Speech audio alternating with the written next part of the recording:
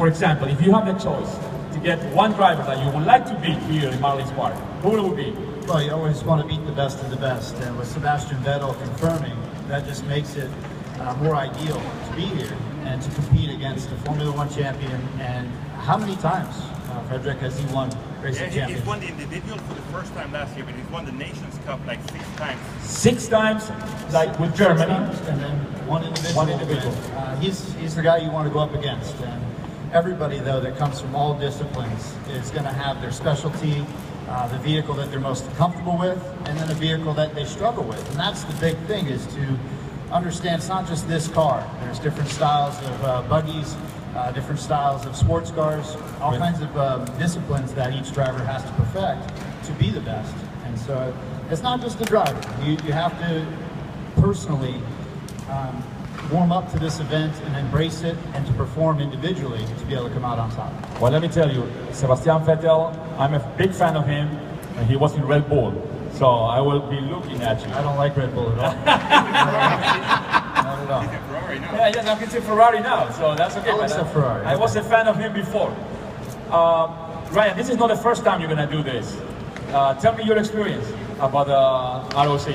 It's just a huge honor to be selected in the first place. You know, you're among the best in the world at that point when you're selected to do this race. And then once you get on the start line, you know you have a shot at something that's pretty great. So, like Kurt said, you know, I think Sebastian has a big target on him because of his accomplishments. But anytime you show up on the start line, when you show up at these races, you're representing not only your country, your discipline, IndyCar, you're representing the sponsors on your uniform. I mean, it's a lot riding on it. So.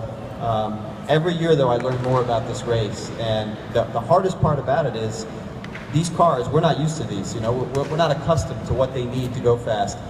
So you're learning, you're out of your comfort zone, you're learning on the fly, and there's not a lot of practice time. So it's jumping in the deep pool, in the deep end of the pool, and having to learn how to swim pretty quickly against the best in the world.